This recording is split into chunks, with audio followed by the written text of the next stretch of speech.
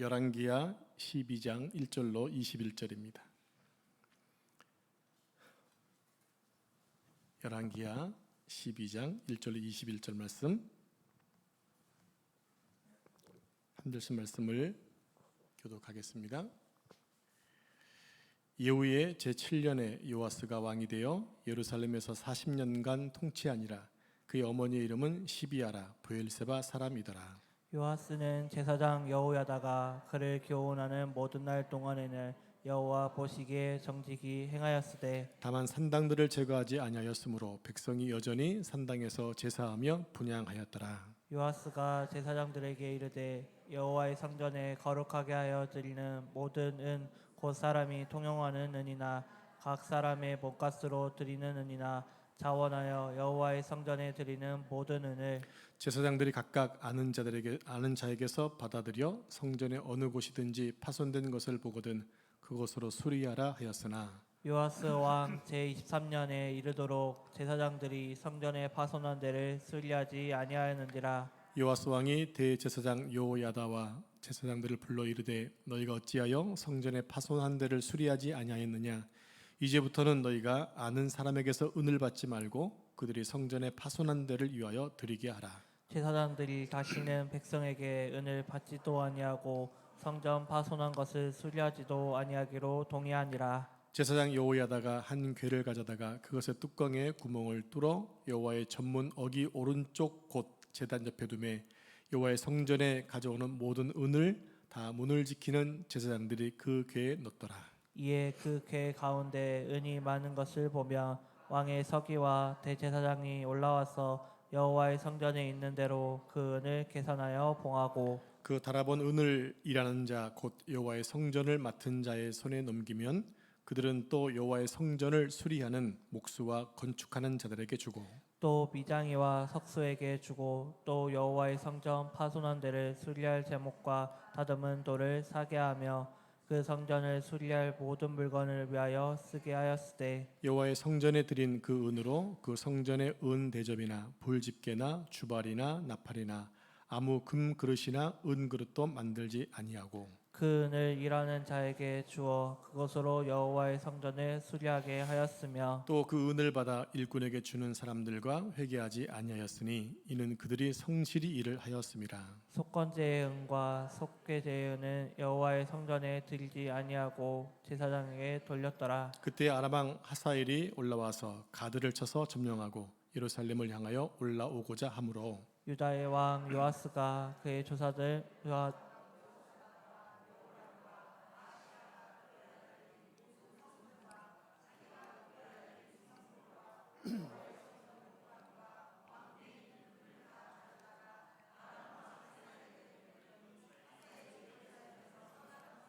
요아스의 남은 사적과 그가 행한 모든 일은 유다 왕 역대지락에 기록되지 아니하였느냐. 요아스의 신복들이 일어나 반역하여 실라로 내려가는 길가의 밀로궁에서 그를 죽였고 21절 같이 읽습니다. 그를 쳐서 죽인 신복은 시므아스의 아들 요사갈과 소멜의 아들 요사바드였더라.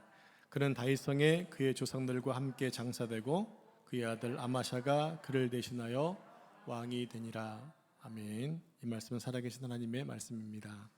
아멘. 말은 아주 잘 달리도록 창조되었습니다.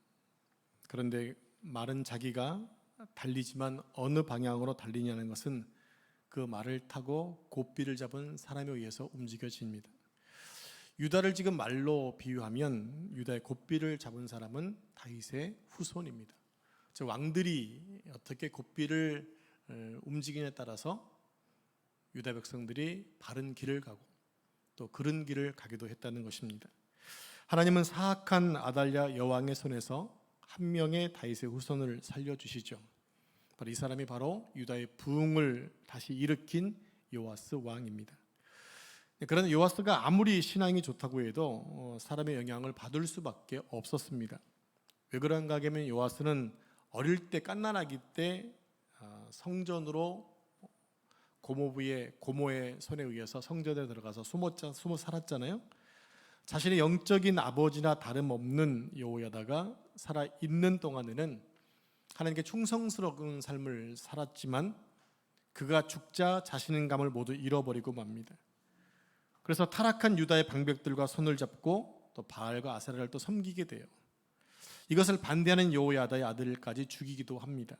이것을 보면 사람이 초지일관하게 하나님을 섬기는 것이 쉽지 않다는 사실을 보게 됩니다.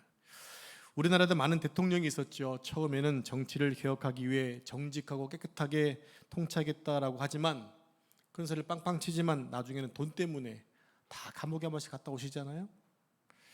이것은 결국 우리 인간의 결과는 또 각오로 불가능하다는 것을 보여줍니다. 오직 우리 자신을 하나님 말씀에 매어 매지 않으면, 하나님께 우리의 영혼과 신앙을 매지 않으면, 하나님 은혜를 구하지 않으면 우리는 언제든지 넘어질 수 있음을 역사를 통해서 배울 수가 있다는 것입니다. 요아스는 7세에 유다의 왕이 되어서 여호야다의 가르침 속에서 멋지게 유다를 다스리게 됩니다. 본문 2절을 보면 요아스가 제사장 여호야다의 교훈을 받을 동안에 여호와 보시기에 정직히 행하였다고 기록합니다.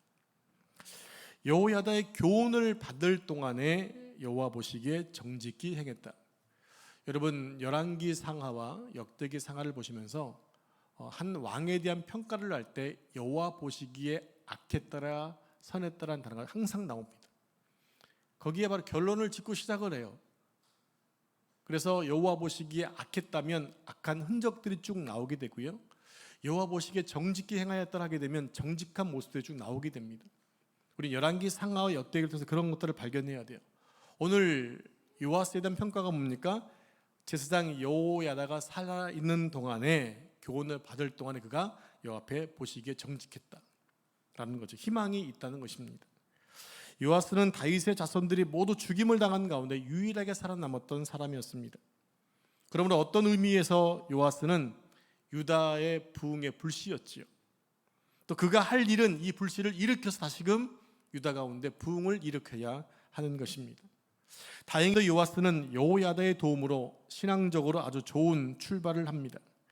그는 여호야다의 가르침을 받는 동안에 여호와 보시기에 정직하게 백성들을 잘 이끌었습니다. 그러니까 왕이 유다의 말 곧비를 잡은 사람인데 이 유다의 왕이 곧비를 잘 잡아주니까, 또 그 위에서 여호야다가 잘 지도해 주니까 유다가 평안하게 지냈음을 보여준다는 것입니다. 아무런 문제가 없어 보이죠.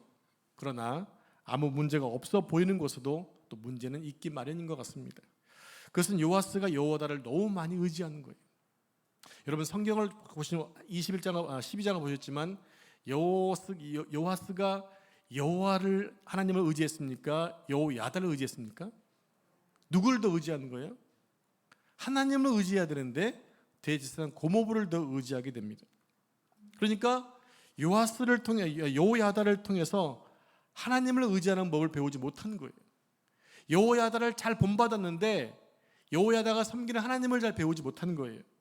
그래서 요아스는 여호야다가 살아있는 동안에는 하나님을 잘 섬겼지만 여호야다가 죽자 그때부터 다시 헤매기 시작하는 거예요.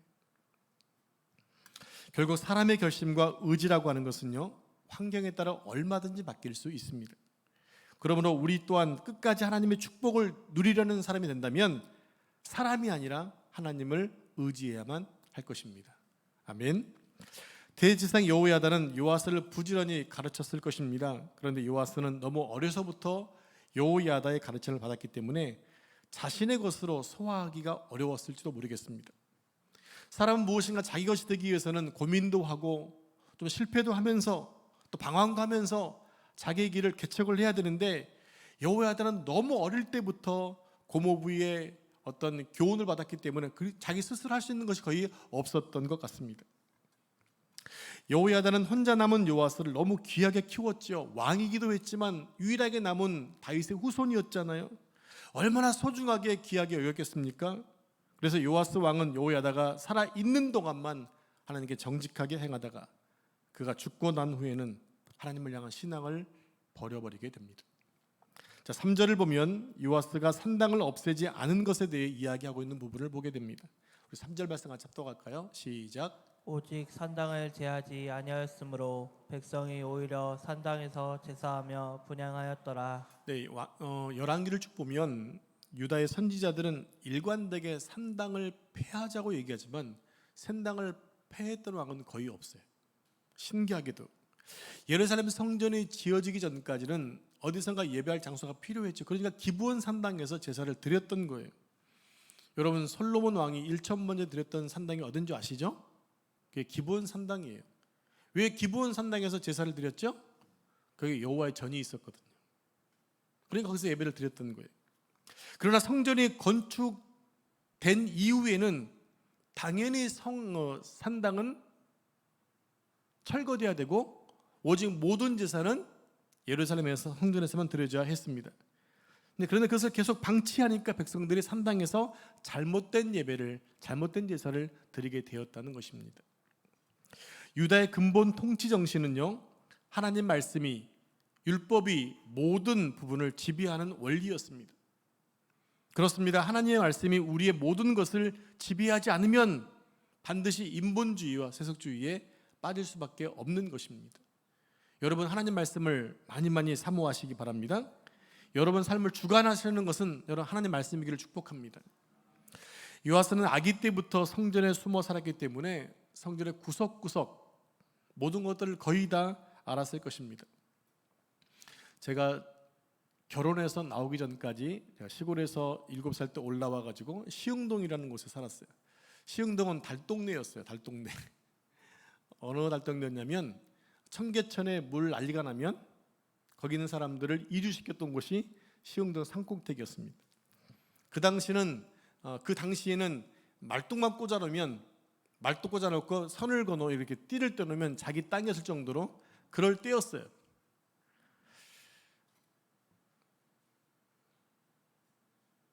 제가 갑자기 이 얘기를 왜 했는지 까먹었네요.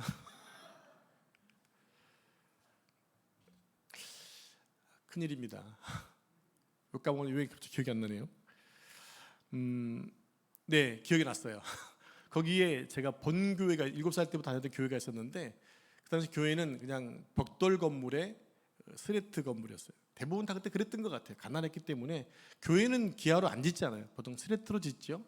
그랬던데 그걸 제가 어렸을 때부터 계속 교회에 부스러지면 제가 고치기도 하고 물건을 많이 사다 놨기 때문에 제가 거의 안 다닌 곳이 없었어요.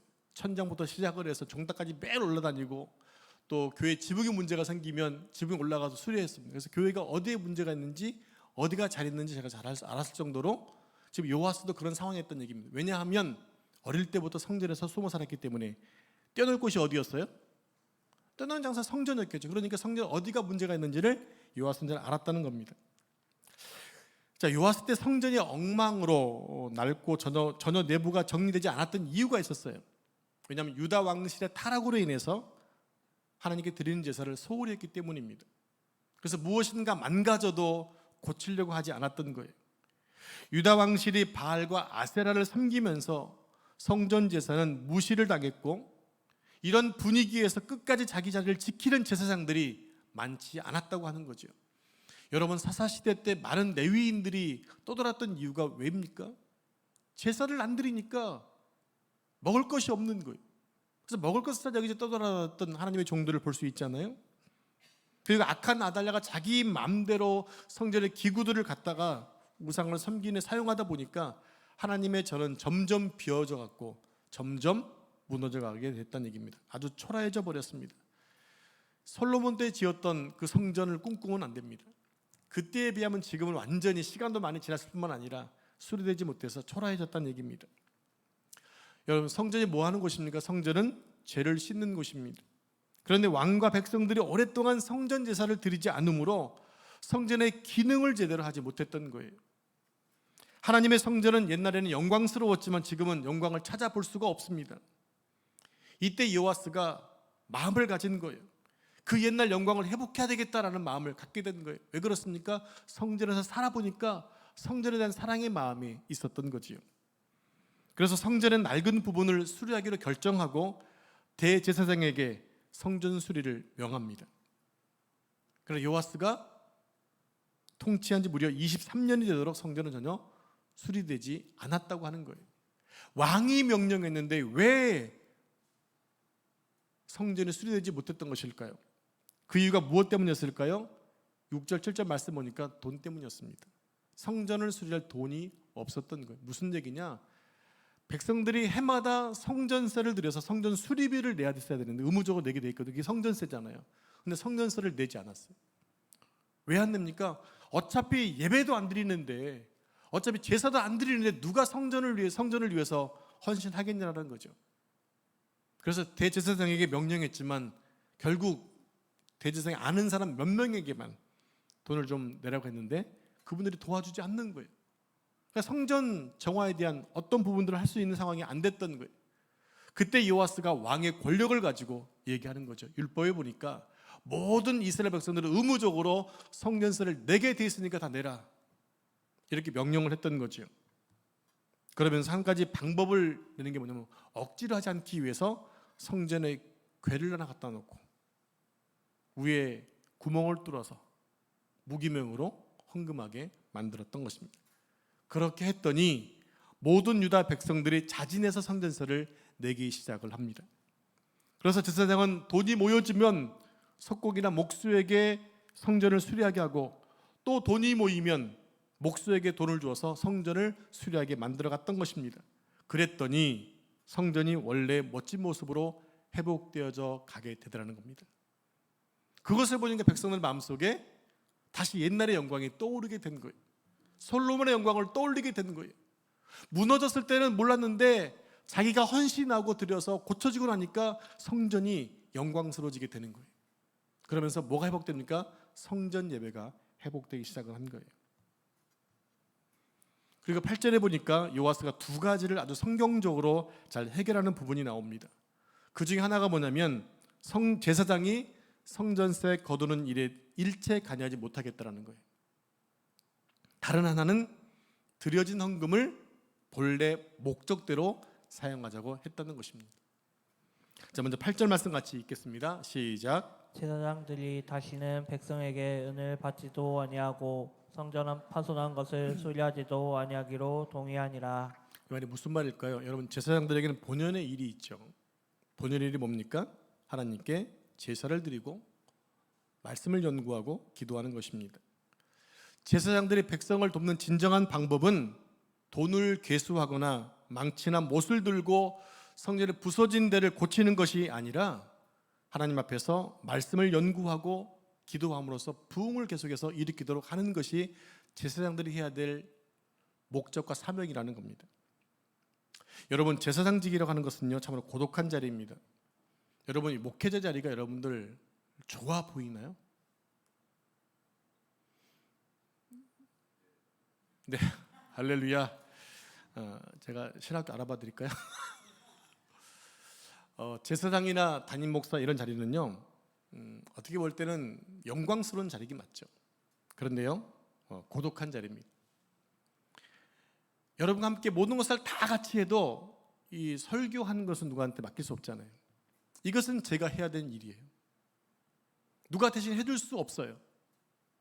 제가 어디 안 가더라도 다른 분이 대신 가면 되지만 이 설교하는 자리는 제가 빠지면 안 되잖아요. 아주 힘드니까 안수 집사님 대신 해주십시오라고 할 수도 있겠지만 그게 쉽지 않은 자리가 바로 이 목회자의 자리입니다. 제사장이 그랬어요. 누군가 제사를 드려야 되는데 제사장이 없으면 제사를 드릴 수가 없었던 것과 동일합니다. 그런데 제사장들이 그 할 일이 없어지니까 뭐합니까? 자꾸 다른 일에 관여하기 시작합니다. 그러면서 어느덧 하나님 말씀은 멀어져 가게 된다는 얘기예요. 제사장은 다른 어떤 일이 유익하고 도움이 된다 하더라도 자신의 본연의 일에 집중할 수 있어야 합니다. 사도행전에 보면 초대교회 때 구제 문제를 가지고 다툼이 일어났던 적이 있었죠. 사도들은 자신들의 실수를 인정합니다. 그들이 말씀을 연구하고 기도하는 일에 집중해야 되는데 구제하는 데만 빠져서 이렇게 되었다고 솔직히 고백하면서 7명의 집사를 세우게 되는 거예요. 그러면서 자신들은 말씀 전하고 기도하는데 전념하겠다고 얘기합니다. 제가 우리 교회 설립 5년밖에 안 됐는데 장로님 4분이나 세우려는 것이 바로 이런 이유 때문이기도 합니다. 제가 하는 일이 너무 많아요. 저는 당연히 그런 줄 알았어요. 당연히. 왜? 그 계시는 즐거웠었기 때문에. 근데 신경 쓸 것도 많고 또 결제할 것도 많아요. 성도들이 무슨 문제만 생기면 저에게 전화해요.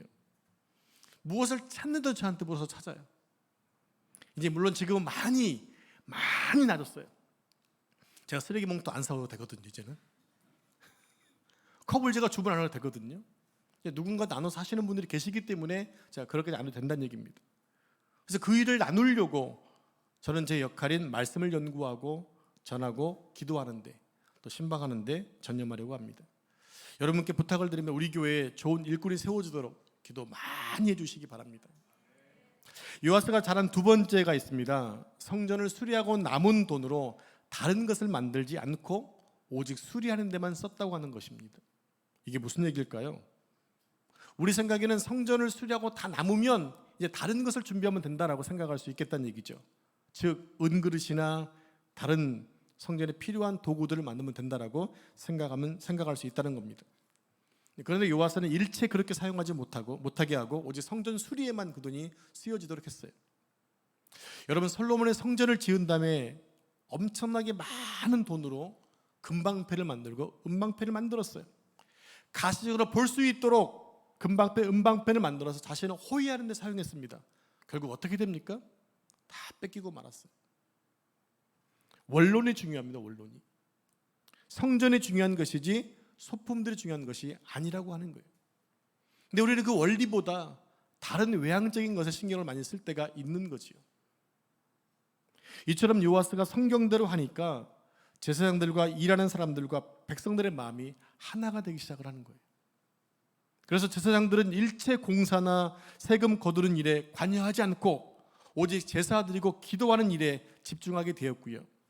일하는 사람들은 정직하게 맡은 일을 감당했습니다. 돈을 중간에서 갈취하는 사람도 없었습니다. 또 백성은 기쁨으로 헌금을 하게 됩니다. 여호야다가 해내지 못했던 그 일을 요아스 왕이 하고 있다는 거죠. 이때가 바로 요아스나 이스라엘 백성들이 가장 행복한 때가 아니었을까요? 어느 때입니까? 하나님 말씀대로 살 때였습니다. 하나님만을 의지할 때였습니다. 그때 왕도 평안했고 제사장도 평안했고 백성들도 평안하다는 얘기입니다. 여러분, 24년 동안 전쟁이 있었단 말이 없었죠? 그만큼 유다 땅이 평안했다는 것을 알려줍니다. 그런데 갑자기 아람 왕 하사엘이 유다에 쳐들어오게 됩니다. 갑자기 쳐들어옵니다. 그래서 요아스가 어떻게 합니까? 성전 안에 있는 많은 보물들을 끄집어 와서 아람 왕에게 바치고 있어요. 자기 것이 아니라 하나님의 것을 들여 겨우 목숨을 건지고 있다는 겁니다. 사실 아람 왕이 쳐들어온 것에는요 이유가 있었어요. 자, 그 이유를 말씀드립니다. 여호야다가 죽고 난 후에 요아스가 하나님을 버리고 유다 방백들과 손을 잡고 다시금 바알과 아세라를 섬기게 됩니다. 즉 하나님을 떠났다는 겁니다. 하나님을 떠나면 뭐가 대신 들어오나요? 악한 영이 들어오게 돼 있습니다. 여러분, 사울에게서 영이 떠나자 누가 들어왔어요? 악한 영이 들어왔어요. 가룟 유다가 주의 말씀을 떠나니까 마귀가 들어왔어요. 힘이 장사했던 삼손에게 하나님의 영이 떠나자 악한 영이 들어오게 됩니다.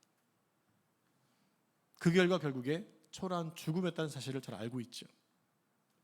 요아스의 이러한 변질은요 참으로 이해하기 어려워요. 요아스는 유일하게 살아남은 다윗의 후손으로서 너무나도 하나님의 말씀에 잘 순종했던 왕이었거든요. 그런데 영적인 아버지 여호야다가 죽자 마음이 너무 약해져 버린 거예요. 절대적으로 의지했던 사람이 죽자 불안했던 것입니다. 그때 요아스에게 타락한 유대 지도자들이 찾아옵니다. 절하면서 자기들과 손을 잡자고 얘기합니다. 그들은 바알과 아세라 우상을 섬기는 자들이었는데도 신기하게도 나라에서 큰 일을 맡고 있는 관직에 있었어요. 그러니까 만일 요아스가 이들과 적을 지게 되면 어떻습니까? 정치적으로 어려움을 당할 수도 있게 된다는 거죠. 그러나 이들과 손을 잡으려고 한다면 다시 우상을 섬기는 나라가 되고 말 것이고 하나님이 떠나고 마는 나라가 되어진다는 거죠. 이때 요아스가 선택해야 하는 길은 아주 분명합니다. 여러분 같으면 어떻게 하시겠습니까? 당연히 하나님을 붙잡으실 거죠? 그러시길 축복합니다. 즉 유다 지도자들과 갈라서게 된다면 어쩔 수 없이 갈라서야 하는 것입니다. 그게 지금 요아스가 해야 될 일인데 왜 그렇습니까? 그렇게 배워왔잖아요. 배워왔고 살았을 때 하나님의 역사하심을 봤잖아요. 그럼 그 일을 끝까지 해야 되는데 그는 너무나 두려워서 하나님을 떠나게 됩니다. 정말 두려운 게 뭔지를 모르는 거죠. 여러분, 하나님을 찾다가 손해보는 것이 있다는 것을 감수하고 하나님 편을 두면, 하나님 편에 서면 하나님이 잃어버렸던 것 안 주실까요? 하나님은 더 풍성하게 주시는 분입니다. 네가 나를 의지하는구나. 네가 나를 바라보는구나. 네가 나를 참으로 존중하는구나. 하나님은 다 아시죠.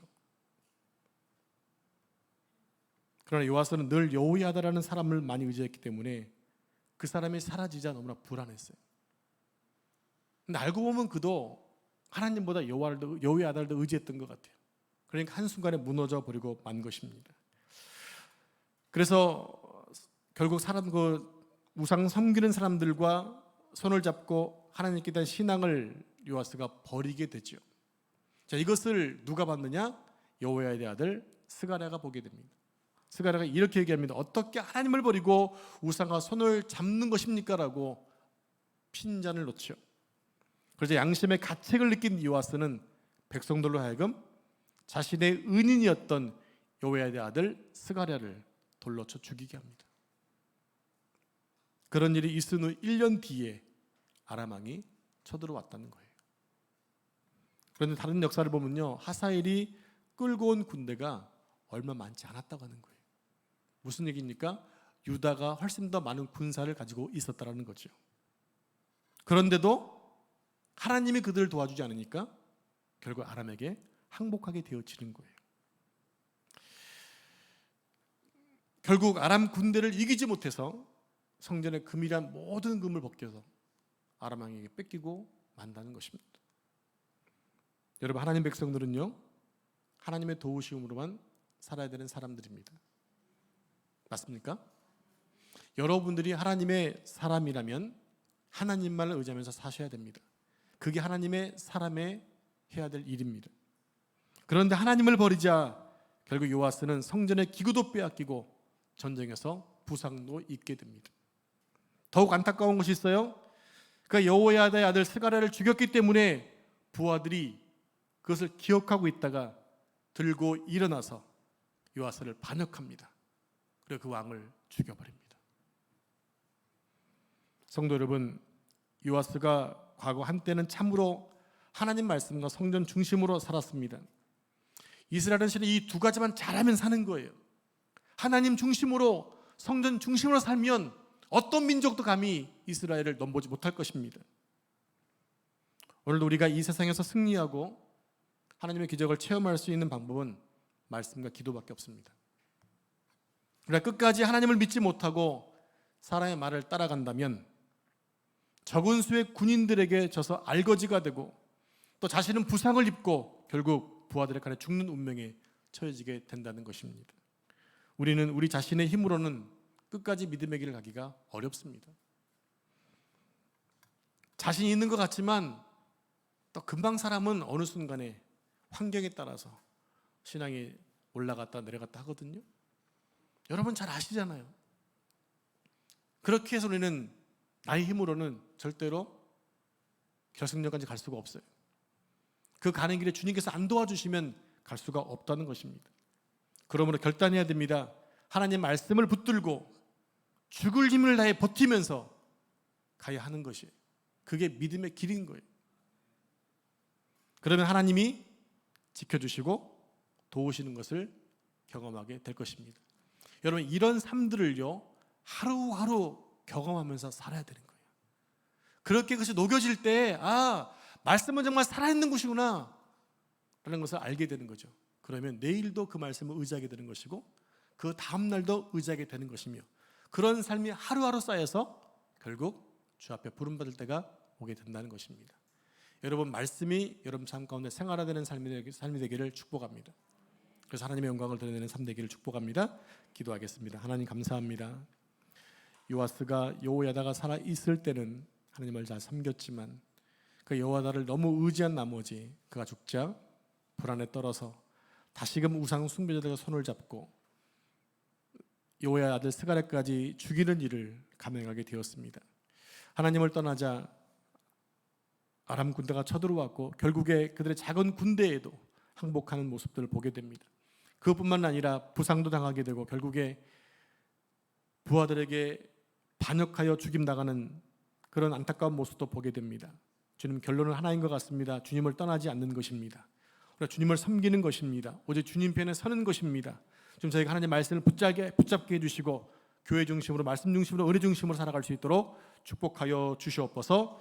함께 기도할 때 주님 하늘의 문을 열어주시고 주님 만나는 귀한 시간 될 수 있도록 인도해 주시기를 소망합니다. 이 모든 말씀 전능하신 예수님의 이름으로 기도합니다. 아멘.